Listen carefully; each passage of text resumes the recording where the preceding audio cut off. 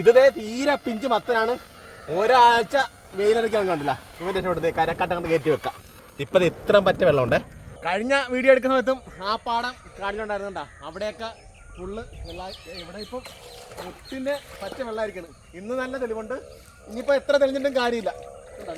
ഇനി കിട്ടാവുന്നത്ര എടുത്ത് മാറ്റിയെന്നുള്ളതാണ്. നമ്മളിത് 2 ആഴ്ച മുമ്പ് തന്നെ അത്യാവശ്യം വിളഞ്ഞ് എടുത്ത് മാറ്റമുണ്ടായിരുന്നു. ഇനി അത്യാവശ്യം ഈ ഒരു പരുവത്തുള്ള ഒരു ബോൾ പരുവത്തുള്ള മാത്രമായിട്ടുള്ളൂ. അത് ഇന്ന് ഉള്ളത് കംപ്ലീറ്റ് എടുത്ത് ഈ പാടം കാലിയാക്കാനാണ് പദ്ധതി ഇട്ടിരിക്കുന്നത് കേട്ടോ. ഇതാണ് ഫുള്ള് കൃഷി വരുന്നത്. ഇതിൻ്റെ മട്ടൊക്കെ കയറി കുറച്ച് വില്ലന്മാരിപ്പുണ്ട്.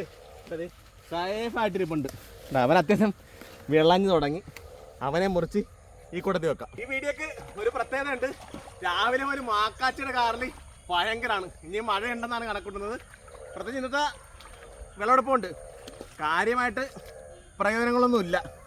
പിന്നെ പല തുള്ളി പെരുവെള്ളം ലേബറെ കഴിഞ്ഞ് ചെറിയൊരു പൈസ കിട്ടുന്ന ആട്ടെ എന്ന് ഓർത്തിരിക്കുകയാണ്. ഇപ്പോൾ വെണ്ടയൊക്കെ ആണെങ്കിൽ ഒരു പരിധി വരെ നമുക്ക് രക്ഷിച്ചെടുക്കാമായിരുന്നു. പക്ഷേ വെണ്ടയൊക്കെ വേറെ പാടത്ത് നമ്മൾ ചെയ്തിട്ടുണ്ട്. അപ്പോൾ അതാണ് ഈ പാടത്ത് മത്തൻ സെലക്ട് ചെയ്യാൻ കാരണം.